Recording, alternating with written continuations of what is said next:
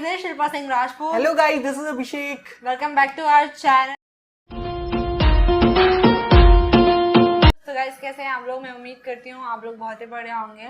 तो गाइस आज हम एक वीडियो लेके आए हैं जिसकी आप लोगों ने बहुत ज़्यादा डिमांड की थी। केसारी लाल जी का सॉन्ग है और केसारी लाल जी के चैनल का लिंक डिस्क्रिप्शन में मिल जाएगा। सॉन्ग का भी लिंक डिस्क्रिप्शन में मिल जाएगा, आप ज़रूर चेकआउट कर सकते हैं। बिना किसी देरी के गाना सुनते हैं। Here we go guys.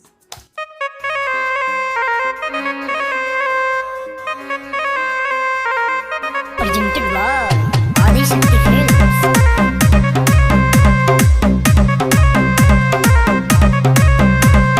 जुआला पछड़ के लू काहे ऐसे भड़ के लू गोदिया में आवे से काहे धनी हर के लू ए हो जुआला पछड़ के लू काहे ऐसे भड़ के लू गोदिया में आवे से काहे धनी हर के लू लाभ वाला फील दे दत हर वसार करी लाभ वाला फील दे दत हर वसार करी सैया जी सबर करे दर्द के न घर करे हो जाइम ठीक त प्यार रात भर करे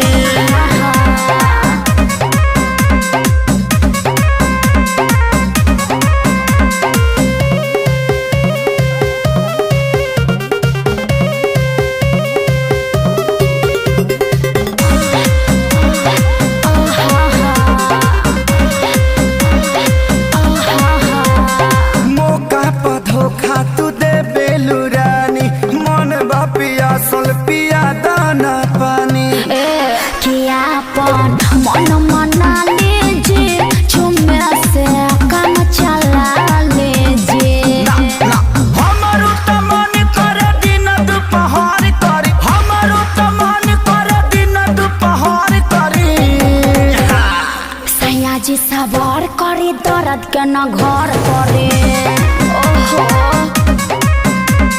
हो जाइम ठीक त प्यार रात भर करे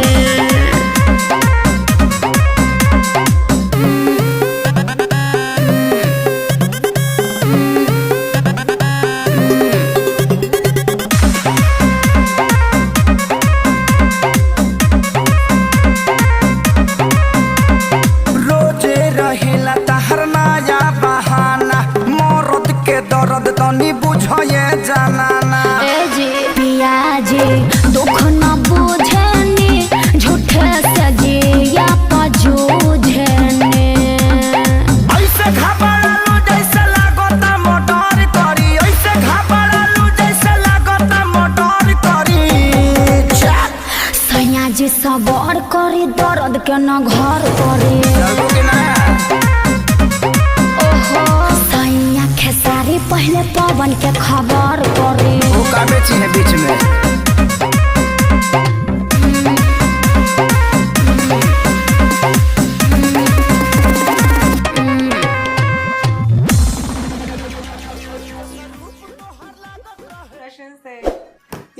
ये लेटेस्ट सॉन्ग था क्या? हाँ ये लेटेस्ट सॉन्ग है, पर मुझे ऐसा लगा ये वाली लाइनें हमने सुनी हुई है। और मेन चीज मैं ये बोलना चाहूँगी कि पूरे सॉन्ग में जो सबसे ज्यादा एक्सप्रेशंस बनाए हैं ना केसारी जी ने, दोनों ने नहीं उनकी फिर भी मुझे ठीक है। मैंने नॉर्मल इस वीडियो में ज्यादा ही शक्ल बनाया है केसारी जी ने, बहुत ही ज्यादा। पूरे उसमें ऐसा लगता है कोई स्टोरी चल रही है, कन्वर्सेशन चल रही है और दोनों एक दूसरे को टीज टाइप के, मतलब भोजपुरी सॉन्ग मोस्ट ऑफ इसी टाइप के होते हैं और मुझे बहुत मजा आता है इनको सुन के।